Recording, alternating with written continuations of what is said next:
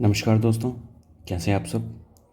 Important government schemes, organisation, department और topic and news में आपका स्वागत है। ठीक है। सो इस लेक्चर में हमारी पहली न्यूज़ है the civil air navigation service organisation. ठीक है। तो ये बेसिकली जो टॉपिक था ये न्यूज़ में रहा था। एक्चुअली गोवा ने 3 day civil air navigation organisation conference को होल्ड किया हुआ है। इसका जो थीम था वो था think global, collaborate regional and accomplish local. So this was the theme. ठीक। अगर बात किया जाए कि civil air navigation service organisation के बारे में, तो इसको फाउंड किया गया था 1996 में। And it is the representative body of the companies that provides the air traffic control. यानी कि जो बॉडी है ये एयर ट्रैफिक कंट्रोल के बारे में इंफॉर्मेशन प्रोवाइड करेगी। इसका जो हेडक्वार्टर है वो है एम्स्टर्डम एयरपोर्ट में, जो कि नीदरलैंड में है। पर्पज़ क्या है इसका, वही जो मैं बताया कि एयर नेविगेशन जो सर्विस है वो ये प्रोवाइड है। जैसे हम लोगों के पास क्या होते हैं, जैसे टेलीकॉम सर्विस प्रोवाइडर होते हैं ना। ठीक है। तो उसी तरह से ये क्या है, एयर नेविगेशन सर्विस प्रोवाइडर है। ठीक है।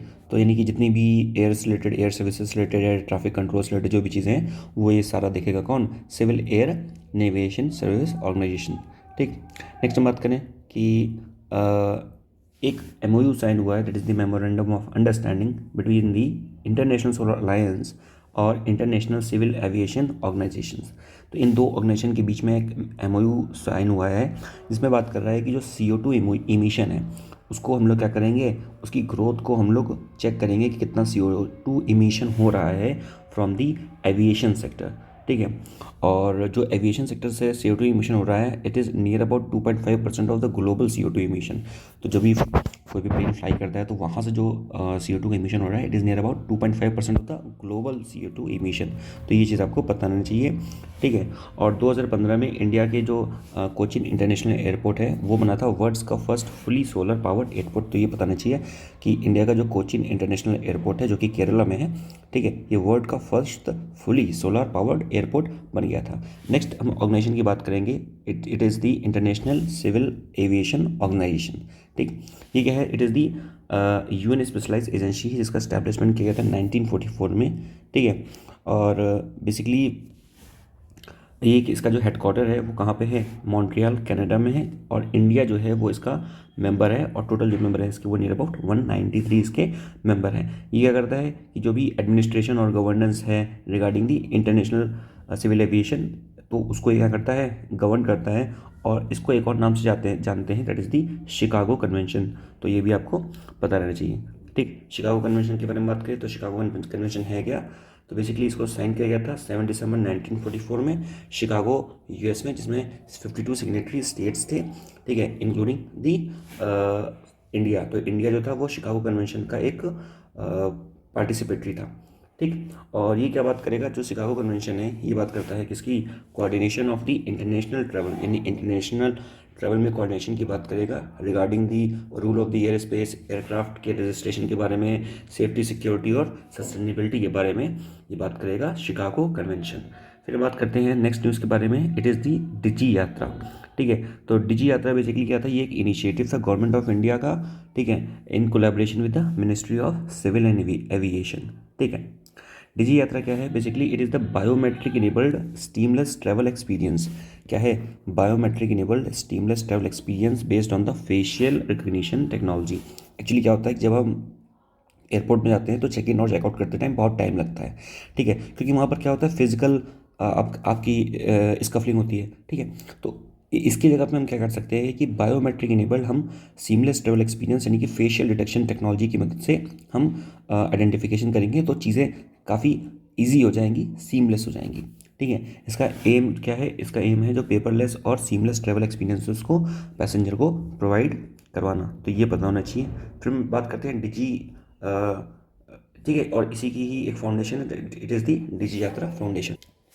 ओके। नेक्स्ट हम बात करेंगे, इट इज़ दी अवसर इनिशिएटिव। ठीक है। तो अवसर इनिशिएटिव क्या है कि बेसिकली एयरपोर्ट अथॉरिटी जो इंडिया है उन्होंने लॉन्च किया है अवसर इनिशिएटिव। ठीक है। और इसका नाम क्या है, airport as the venue for the skill artisan of the regional. ठीक।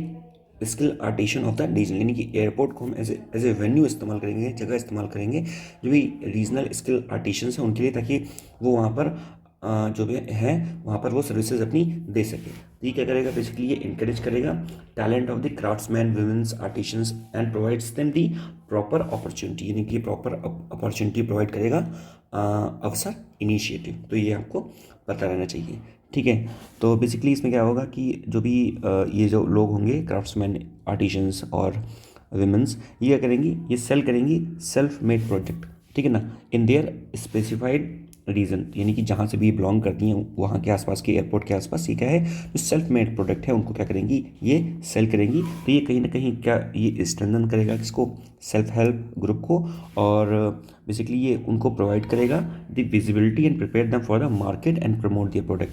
तो यानी कि ये जो स्कीम है क्या करेगी, उनके जो प्रोडक्ट्स हैं, रीजनल प्रोडक्ट्स हैं, उनको ये प्रमोट करेगी अवसर स्कीम, ये पता होना चाहिए। नेक्स्ट हम बात करें एयरपोर्ट अथॉरिटी ऑफ इंडिया के बारे में। So basically airport authority of India क्या है, it is a statutory body, ठीक है, that is the establish by the law of the parliament, ठीक है, और under the airport authority act of 1994 and it comes under the ministry of civil and aviation. इसको establish किया गया था in the year of 1995। ये क्या करती है, ये मैनेज करती है बिल्डिंग में the enhancing and the servicing and management of the civil aviation infrastructure in India, यानी कि जो भी सिविल एविएशन का इंफ्रास्ट्रक्चर है उससे जितनी भी सारी चीज़ें एसोसिएटेड हैं मैनेजमेंट की सर्विसेज की, उसको देखती है एयरपोर्ट अथॉरिटी ऑफ इंडिया। इसका जो मेन फंक्शन है वो क्या है, air traffic management. Air traffic management क्या है कि जब भी एयरपोर्ट मूव करते हैं तो कौन सा एयरपोर्ट कहाँ पे है उसकी डिटेलिंग देना कि कब कितने टाइम आएगा, तो ये सारा जो ट्रैफिक का मैनेजमेंट है, जैसे हम लोग रोड में ट्रैफिक मैनेजमेंट करते हैं उसलिए उसी तरह से एयर में ट्रैफिक मैनेजमेंट करने के लिए एयर ट्रैफिक मैनेजमेंट होता है, दैट इज द एटीएम।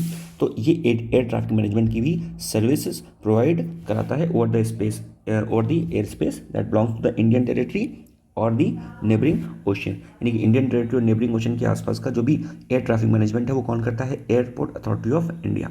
फिर बात करते हैं DCGA, that is the director general of civil aviation, ठीक है। तो basically director general of civil aviation क्या है, ये एक अटैच्ड ऑफिस है किसका, मिनिस्ट्री ऑफ सिविल एविएशन। तो अभी हमने पढ़ा मिनिस्ट्री ऑफ सिविल एविएशन के बारे में। मिनिस्ट्री ऑफ सिविल एविएशन का अटैच्ड ऑफिस क्या है, director general of civil, director general of the civil aviation, ठीक है। तो बेसिकली क्या है, it is a regulatory body, ये क्या करेगा, रेगुलेट करेगा जो भी सिविल एविएशन के रिगार्डिंग जो भी इश्यूज़ और डीलिंग है उसको क्या करेगा, ये रेगुलेट करेगा, ठीक है। तो ये क्या करेगा, रेगुलेशन करेगा एयरपोर्ट सर्विसेज को, और इन्फोर्समेंट करेगा द सिविल एयर रेगुलेशन और द एयर सेफ्टी और एयर वर्दीनेस स्टैंडर्ड, यानी कि जो भी एयर रेगुलेशंस हैं, रूल्स हैं, एयर सेफ्टी के स्टैंडर्ड हैं, ठीक है, और उन सबको क्या करेगा, उन सबका इवैल्यूएशन करेगा और उसको चेक करेगा। फिर बात करते हैं, ये कोऑर्डिनेट करेगा all the regulatory functions with the international civil aviation organisation, यानी कि जो director general of the civil aviation है ये क्या करेगा, रेगुलेटरी फंक्शंस करेगा in collaboration with the international civil aviation organisation, और उसी के स्टैंडर्ड को मानक रख के सारे काम किए जाएंगे। देन बात करते हैं bureau of the civil aviation security. तो bureau of civil aviation security ये क्या है, तो basically it is the regulatory body for the civil aviation security in India, यानी इंडिया में जो सिविल एविएशन सिक्योरिटी है उसके रेगुलेशन का काम कौन करता है, bureau of the civil aviation security. इसके हेडक्वार्टर कहाँ पे है, the headquarter of it is in the Delhi. ये करती है सिक्योरिटी ऑफ द एयरपोर्ट को देखती है और एयरलाइंस और set the standard for the security, यानी कि जितनी भी सिक्योरिटी है उसके स्टैंडर्ड को सेट करती है। एयरपोर्ट के सिक्योरिटी और एयरलाइंस की सिक्योरिटी को कौन देखता है, bureau of civil aviation security. फिर हम बात करते हैं the bureau of the civil aviation security. ये कुछ नहीं है, this is just the online platform of the bureau of civil aviation security. तो bureau of civil aviation security का काम क्या था कि जो भी रेगुलेटरी फंक्शंस हैं, ठीक है ना, एयरपोर्ट के रिगार्डिंग, एयरलाइंस के रिगार्डिंग, ठीक है ना, सिक्योरिटी के रिगार्डिंग उनको देखना। और bureau of civil aviation security क्या है, ये सिर्फ क्या है, ये एक ऑनलाइन प्लेटफॉर्म है, ठीक है, जो फैसिलिटेट करेगा basically the development and implementation of the maintenance and the reviews of the national aviation security programme. तो ये आपको पता रहना चाहिए। नेक्स्ट हम बात करें, it is the wings India 2022। ये क्या है, ये जॉइंटली ऑर्गेनाइज किया है by the ministry of civil aviation and airport authority of India, ठीक। एयरपोर्ट अथॉरिटी ऑफ इंडिया के बारे में मैंने बताया कि इट कम्स अंडर, ये स्टैट्यूटरी बॉडी है एयरपोर्ट अथॉरिटी ऑफ इंडिया। इसको बनाया गया था airport authority of India act 1994 के से, और ये फोर्स में आ गई थी 1995 में।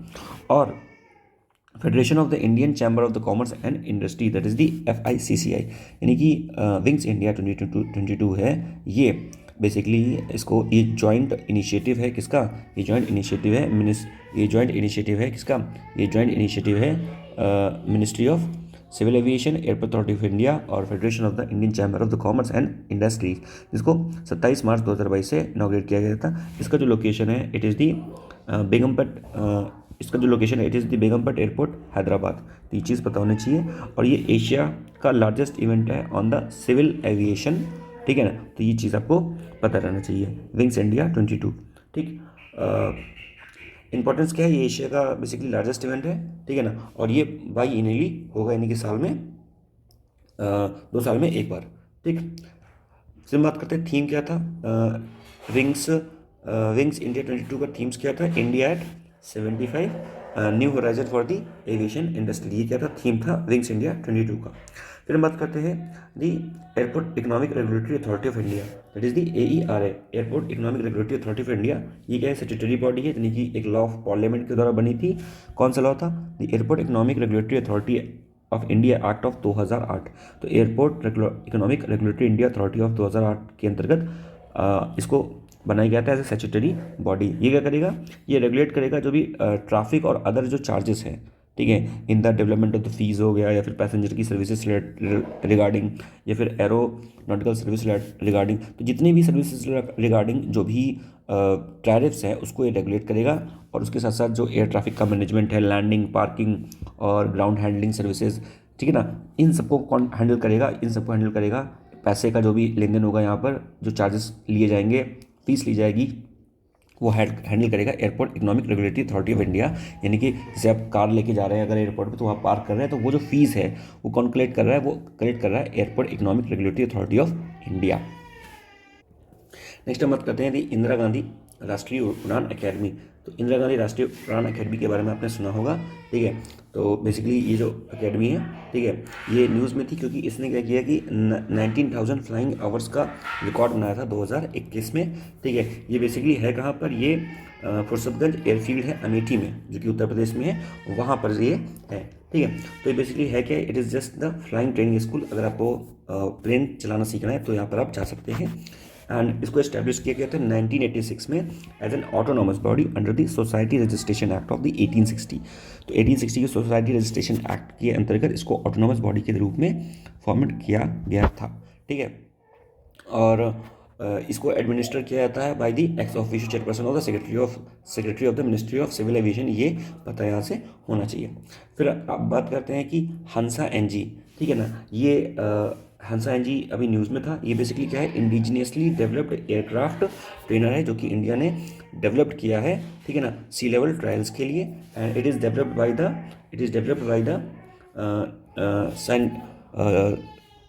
CSIR national aerospace laboratory. CSIR means that is the central of scientific and industrial research के अंतर्गत आएगा नेशनल एरोस्पेस लेबोरेटरी, ठीक है ना, जो कि बेंगलुरु में है under the aegis of the council of the scientific and industrial. Okay, next बात करते हैं, it is the AV gas 100 LL। ये क्या है, basically it is the indigenously developed the aviation fuel. तो ये basically type of aviation fuel है जो कि हम लोग प्लेन्स में इस्तेमाल करते हैं। बट द थिंग इज़ ये इंडिजिनियसली डेवलप, यानी कि हमने अपने भारत में इसका निर्माण किया है, ठीक है। अबाउट देखिए बात करें कि अगर जो एविएशन जो गैसोलीन है, इट इज़ दी AVS 100, ये क्या है, हाई ऑक्टेन एविएशन फ्यूल है and it is developed by the Indian oil corporation, ठीक है। और बेसिकली अगर इसकी बात किया जाए कि इसमें क्या किया गया है कि the aviation fuel design for the use in the turbo charged reciprocating piston engine aircraft and the unmanned aerial vehicle. यानी कि जो फ्यूल डेवलप किया गया है that is the AV gas 100, इसका इस्तेमाल हम लोग करेंगे turbo charge reciprocating piston engine और unmanned aerial vehicle that is the UAV, ठीक है। जैसे आप ड्रोन्स होते हैं उन्हें हम UAV कहते हैं, that is the unmanned aerial vehicle, क्योंकि उसमें कोई मैन नहीं बैठता, ठीक है। And it is also certified by the director general of the civil aviation. तो ये पता होना चाहिए, ठीक है। Currently India is importing this product from the European countries. अभी क्या है, बेसिकली इसको इम्पोर्ट कर रही है इंडिया, बट ये पहला हमने जो बनाया है। सो बेसिकली ये चीज़ आपको पता होना चाहिए, ठीक है। नेक्स्ट हम बात करें दी गगन LPV अप्रोच। ये क्या है, the airport authority of the India ने सक्सेसफुली कंडक्ट किया था the flight trial using the Gagan based LPV approach procedure. तो ये क्या है, ये it is the type of procedure. ये क्या, India is the first country in the Asia Pacific region to achieve the such landmark in the field of the air navigation service. ठीक है, तो ये चीज़ आपको यहाँ से पता नहीं चाहिए। ये है क्या बेसिकली, इट इज़ जस्ट कि ये एक अप्रोच है, एक मेथड है, ठीक है ना, of conducting the flight trials. ठीक है, फिर बात करें कि इट इज़ दी LPV के बारे में बात करें, it is the localiser performance with the vertical guidelines. ठीक है, तो ये चीज़ आपको यहाँ से पता रहनी चाहिए। नेक्स्ट बात करें about the GAGAN GPS aided geo augmented navigation. GAGAN है क्या बेसिकली, अगर इसके बारे में और बात किया जाए तो ये क्या है कि ये GPS aided geo augmented navigation service है। तो basically Indian satellite based augmented navigation system jointly develop किया है इसको एयरपोर्ट अथॉरिटी ऑफ इंडिया ने और इसरो ने इसको डेवलप किया है। तो ये चीज़ आपको पता होनी चाहिए। नेक्स्ट टाइम बात करें air space map of India. ठीक, तो बेसिकली ये अभी न्यूज़ में था क्योंकि ये इसको लॉन्च किया है by the ministry of the civil aviation. ठीक है, ये क्या है बेसिकली, ये air space map of India है फॉर द ड्रोन ऑपरेशन, यानी कि जो ड्रोन है उसको ऑपरेट करने के लिए हमें ये मैप चाहिए। तो उस मैप को हमने air space map of India नाम दिया हुआ है। ठीक है, बाकी आपको पता होना चाहिए कि कई सारे जोन्स होते हैं फ्लाई करने के टाइम। ठीक है, जो बेसिकली परमिशेबल है और नॉन परमिशेबल है, तो उसको 3 कैटेगरी में डिवाइड किया basically. First is the green zone. Green zone का मतलब है कि आपको परमिशन रिक्वायर्ड नहीं है, आप यहाँ पर कोई भी ड्रोन को ऑपरेट कर सकते हैं up to the weighting capacity of the 500 kg। Next हम बात करते हैं दी येलो जोन। ठीक है ना, तो येलो जोन में क्या है बेसिकली, आप अबव 400 फीट इसकी जो डेजिग्नेटेड क्राइटेरिया है, तो ये आपको पता होना चाहिए। ठीक है ना, और जो येलो जोन है इसको रिड्यूस कर दिया गया है फ्रॉम 45 किलोमीटर्स टू 12 किलोमीटर्स, यानी कि पहले जो येलो जोन था वो 45 किलोमीटर्स था फ्रॉम द एयरपोर्ट की जो पेरीमीटर है, यानी कि जहाँ से एयरपोर्ट शुरू होता है वहाँ से 45 किलोमीटर तक आप कोई भी ड्रोन नहीं उड़ा सकते थे। But now it is reduce to the 12 kilometre. And the red zone का मतलब होता है नो ड्रोन जोन, यहाँ पे आप कोई भी जोन मतलब कोई भी ड्रोन आप नहीं उड़ा सकते हैं। ठीक है, तो ये चीज़ आपको पता रहनी चाहिए। ठीक, नेक्स्ट अगर हम बात, तो बेसिकली इस वीडियो में हम इतनी बात करते हैं। ठीक है, एंड ओके, नेक्स्ट अगर हम बात करें तो it is the provision of the testing missile. आपको पता है क्या, जैसे भी जो ब्रह्मोस मिसाइल थी वो पाकिस्तान में लगभग near about 124 kilometre inside Pakistan चली गई थी। ठीक है, तो इंडिया ने कहा कि this was nothing just the mall function.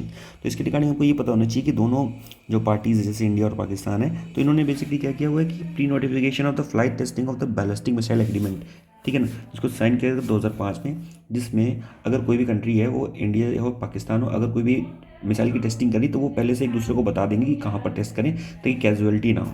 ठीक है, और इस टेस्टिंग कंट्री के अंतर्गत क्या है कि जो टेस्टिंग होगी will be not within the 40 kilometre from the boundary line और not within the 75 kilometre of the international boundary line. तो यानी कि 14 किलोमीटर जो भी प्लान्ड इम्पैक्ट, यानी कि जो इम्पैक्ट है वो 14 किलोमीटर तक नहीं होना चाहिए और एरिया में, और 75 किलोमीटर तक either the international boundary line. तो ये यहाँ से ये आपको पता रहना चाहिए। Next is notice to the air mission.